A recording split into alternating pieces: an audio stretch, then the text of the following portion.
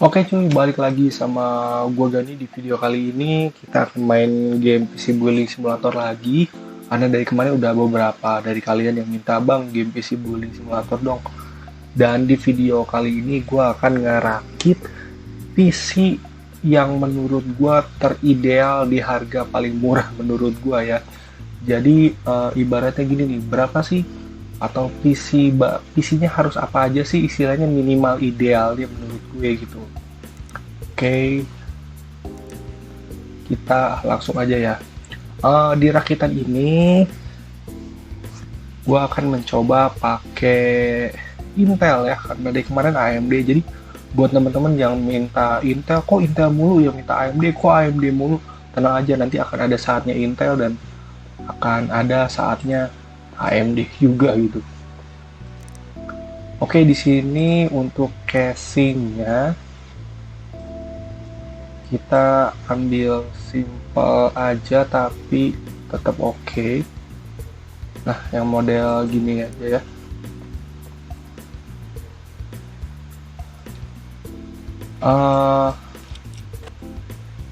Gua akan ngerakit Intel i3 di sini. Dan dari kemarin kan teman-teman banyak yang minta juga, coba dong Intel, coba dong AMD, tapi sekarang gue mau rakit Intel dulu ya.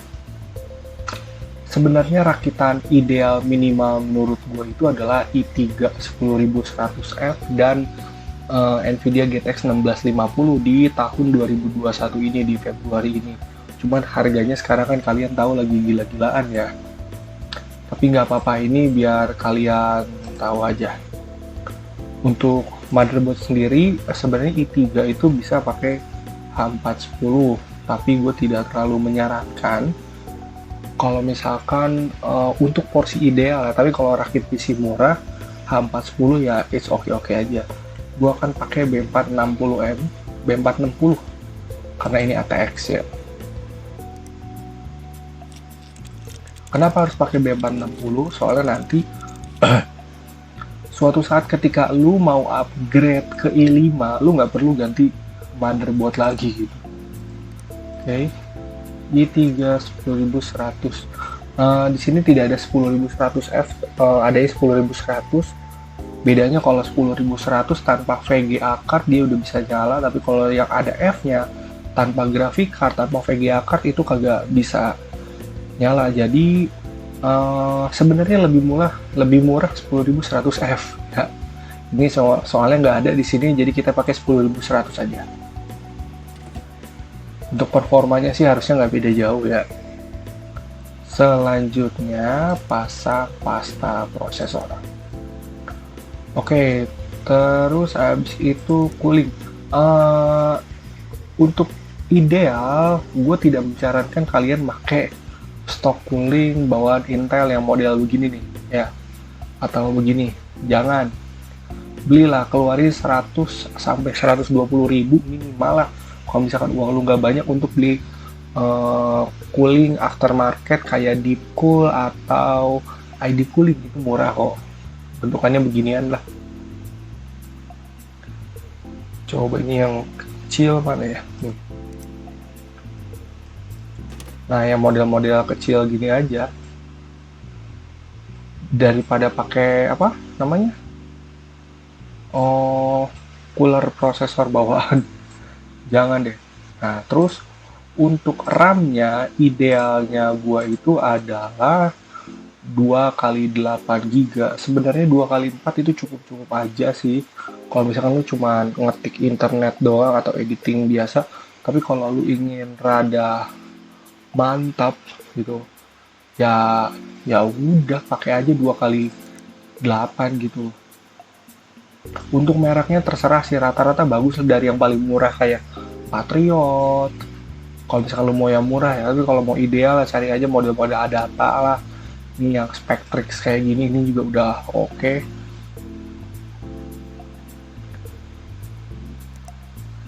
Nah, di sini kan ada 4 slot ya.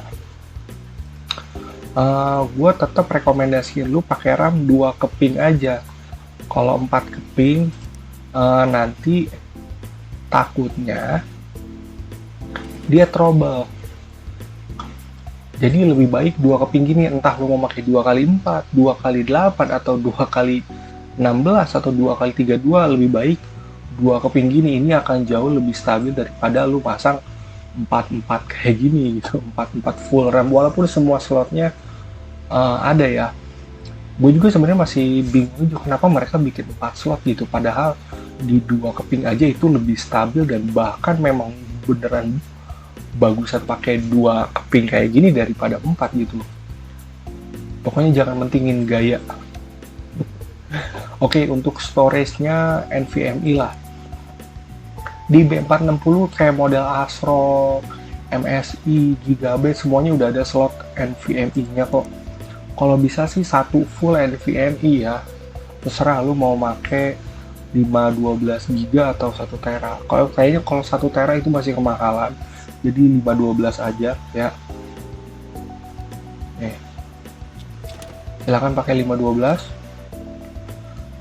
Gue sebenarnya juga ngerekomenin kayak SSD sama hard disk, tapi kalau lu masang SSD sama hard disk itu yang akan ngebut cuma bootingnya aja, cuma pas lagi nyalain. Ketika lu naruh aplikasi, lu naruh game di hard disk, ya speednya akan berjalan sesuai hard disk gitu. Nah, di sini gue menyarankan pakai satu NVMe aja, biar semua aplikasi, semua game, bahkan sampai Windows, Office, bla bla bla blanya itu berjalan benar-benar ngebut ya. Oke, untuk grafik cardnya tadi kan gue bilang pengen 1650, tapi di sini ada nggak ya? Oh, ada deh. 1650 Super harusnya. Tapi kalau misalkan minimalnya 1650 ya oke lah. Atau coba kita cari di versi merahnya kan. Kalau 16510 Super itu mirip-mirip sama 5500 lah. 5500 XT. Kalau jadi urutannya gini ya, 5500 XT 4 GB, 1650 Super, baru 5500 yang 8 GB. Karena di sini yang 4 GB-nya nggak ada, ya udahlah yang 8 GB ini juga oke. Di sini untungnya bisa vertikal ya. Sebenarnya nggak masalah juga sih lu mau masang vertikal kayak mau masang apa horizontal, yang penting VGA-nya kuat gitu aja.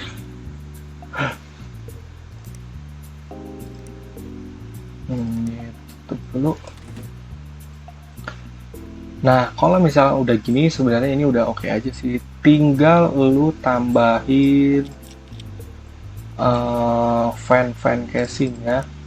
Terserah lu mau yang RGB atau gimana. Sebenarnya fan RGB itu murah cuy. Dari mulai ya 35-40 sampai 50.000 itu udah ada. Kalau mau lebih mantap lagi ya lu bisa pakai water cooling, tapi kalau gue pribadi gue akan lebih seneng pakai fan kayak gini biasa dan yang molex aja gitu loh. Kalau misalkan pakai yang pakai controller kayak gini, ya ini masih mending dikasih dari casingnya. Kalau lu kagak dikasih controller dari casingnya, lu kan harus beli lagi gitu. Oke, belum dibuka ya atasnya. Ini fan di bagian atas kocak banget ini. Oh, langsung gini. Masangnya gimana ini kalau atasnya nggak dibuka?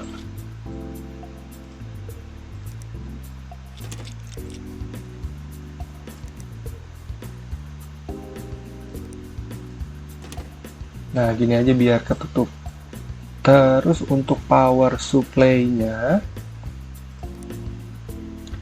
ya berapa ya kalau pakai 5500 XT itu sebenarnya kayak 550 watt harusnya masih cukup lah.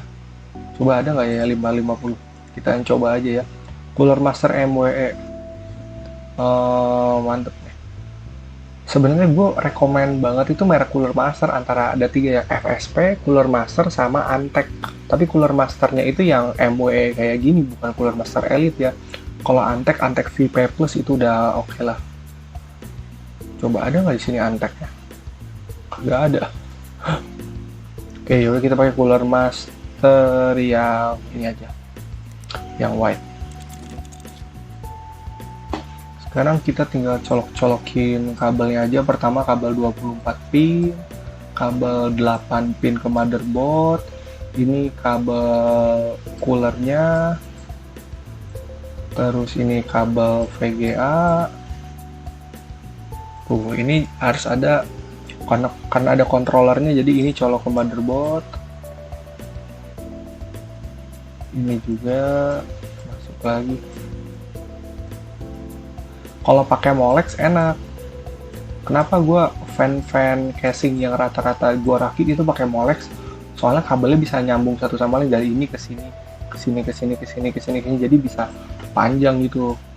Nah, kalau ini kan kalau fan casingnya pakai pin 4 pin atau kayak gini, itu colokinnya satu-satu ke sini semua. Jadi kadang kabelnya kelihatan lebih berantakan juga gitu. Ya udah sih cuma gitu doang tuh. Apalagi coba, udah kan simpel. Syukur-syukur lu bisa pakai NVMe yang 1 tera gitu, atau punya rezeki lebih, itu bakal lebih mantap. Coba kita lihat kuat gak ya 550 watt.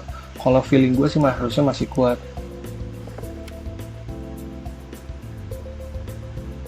Ini ada yang belum kecolok ya.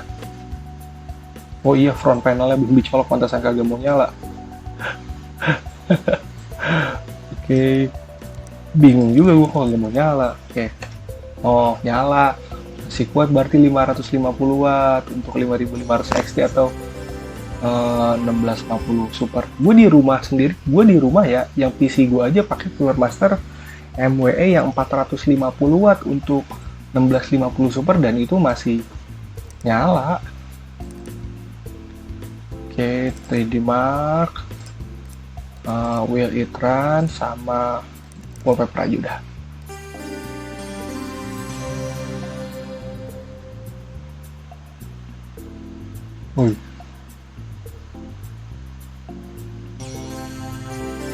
Sebenarnya harusnya kita ini dulu ya,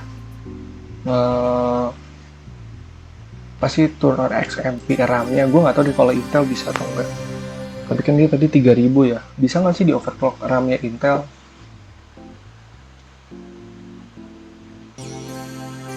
Dah, kagak mau dia. Apa sih pencetannya, delete ya tadi ya? Hold delete. Nah, oke, RAM OC. Nah, karena ini apa sih, i3 10100 ya, setahu gua kagak bisa gitu ya, RAM-nya 266 aja mentok. Walaupun RAM-nya kita udah pakai 3200 ya, dia kagak bisa. Oh bisa deh, bisa nggak tuh? Coba ya, di save F10 ya, info setting, apply change and restart. Oke. Tadi kan kita masang RAM-nya 3000 mAh ya. Oh ternyata bisa jalan. Soalnya gini nih, gue tuh pernah ngerakit PC punya gue sendiri di sini, Ryzen 5 2600. Mentoknya itu RAM-nya 3000 mAh. Nah, gue pasang RAM 3200 di aplikasi ini, di game ini gue overclock ke 3200, dia jalan. Tapi real yang gue temui di PC gue sendiri, ketika gue jalanin 3200 dia blue screen. Gitu. Oke, sekarang kita cek-cek ya. Flight Simulator, weh bisa tuh. Pokoknya udah enak-enak banget tuh. AMD CPU minimumnya, ini kuat ini, orang gua main aja ngecek i3 1650 Super aja hasilnya mantep kok. Mana sih, gua kan main, gua kan punya, gua kan ngerakit juga. Ini akurat gak sih kalau di game kayak gini tuh? Harusnya mah akurat ya. Oke, kita lihat aja. FPS kita 14 bla bla bla bla bla bla. Kalau dilihat harganya sekitar 1.830 dolar. Ini mahal ya? Ya jangan dirupiahin tuh, mahal. Tapi kalau misalkan kalau lu rakit kayak gini di harga normal, harusnya itu sekitar 8 sampai 9 juta kurang. Harusnya ya, apa sampai 9 juta? Mungkin 5500 XT-nya akan lebih mahal karena yang 8 GB ya. Tapi kalau lu pakai 1650 Super di harga normal itu sekitar 8 jutaan. 7 sampai 8 jutaan. Kalau 1650 biasa itu 7 juta. Tapi kalau untuk harga Februari yang sekarang itu semuanya gila-gilaan, bisa tembus 10 juta lebih. Gue bingung juga ya mau ngerakit sekarang kayak eh pokoknya yang nge-DM DM gue tuh rata-rata orang yang punya uang sekitar 2 sampai 3 juta. Bang mau ngerakit dong 1 juta, 2 juta bisa nggak? Atau 3 juta. Gue bilang aduh susah kata gue. 3 juta Athlon tapi harganya kan masih mahal. Terus buat yang mau ngerakit di harga 8 sampai 13 juta atau sampai 15 juta, komponennya sekarang lagi kayak gini. Gue tetap kasih tahu kayak ke orang-orang, komponen harganya lagi naik kagak jelas gini. Gue saranin jangan rakit dulu, atau kalau misalkan lo mau tetap mau rakit ya kagak ngapa juga gitu. Cuman ya gue jadi kadang kasihan aja gitu orang yang mau ngerakit sekarang jadi susah gitu. Ayolah distributor VGA kembalikan status harga dan apa sih namanya, stoknya kembalikan normal lagi. Oke, ini dia hasilnya sekitar 4.500-an. Harusnya sih udah oke.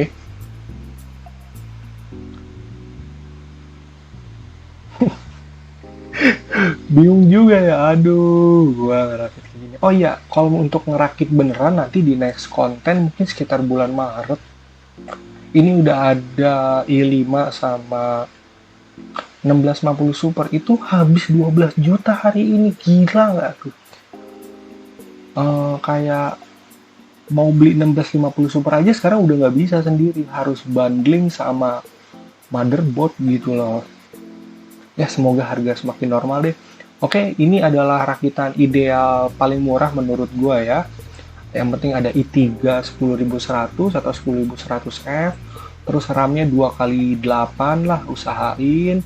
Ada cooler tower, SSD NVMe mau 512 mau 1 tera, dan VGA-nya lu bisa pakai 1650, 1650 Super, 5500 XD 4 atau 8 GB, sama mungkin RX 570 atau 580. Tapi mungkin kalau RX-nya 570, 580 akan sedikit boros listrik.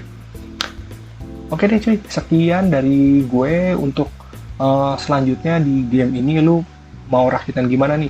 Mau i5 kah atau mau AMD Ryzen berapa kah? Ryzen 3, Ryzen 5? Silahkan tulis di komen aja ya cuy. Thank you udah nonton, makasih.